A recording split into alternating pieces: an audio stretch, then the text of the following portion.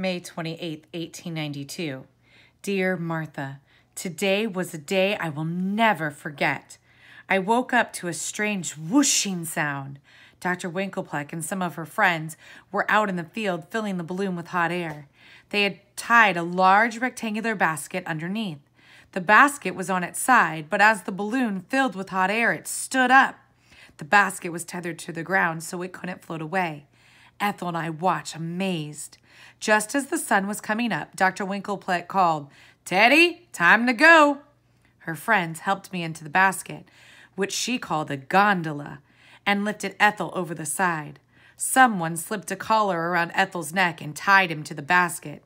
Dr. Winklepleck got in with a camera and a picnic basket. She called for someone to release the tethers. We floated up.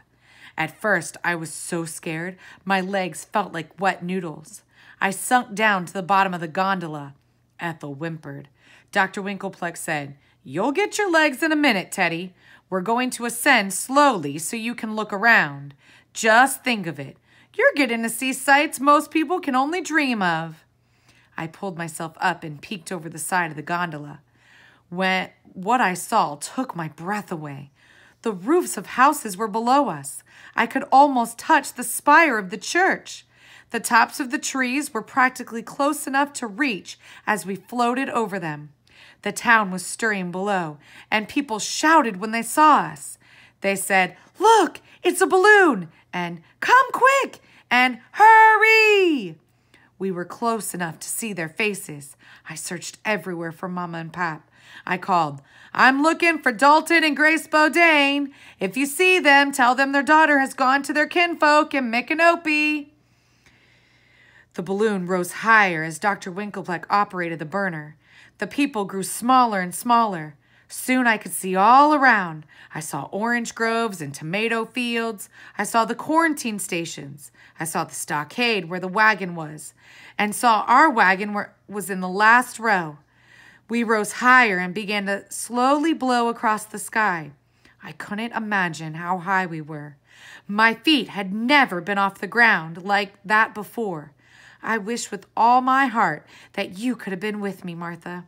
The balloon carried us a long way. I studied the sky. I said, "I believe we are traveling southeast."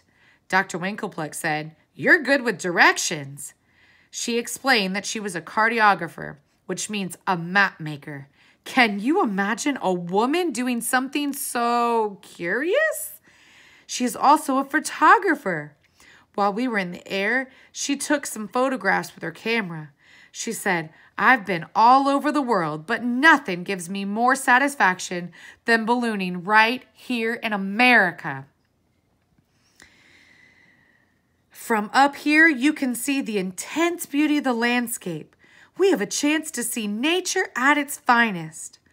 I told her the story of leaving Mississippi, traveling with the wagon train, Dylan dying of the fever, and getting separated from Mama and Pap. She really listened, which is unusual. Lately, most adults have brushed me off or sent me somewhere else. This afternoon, Dr. Winklepleck said, "We'd better descend. We're near Gainesville, and I see nice pasture to land in." As we floated lower, folks came out of their houses and barns and pointed up at us. When we landed, a farmer and his wife agreed to let us stay in their house for the night. The farmer's wife, Mrs. Green, is making fried chicken for supper tonight. Jump in jubilation. Love, Teddy.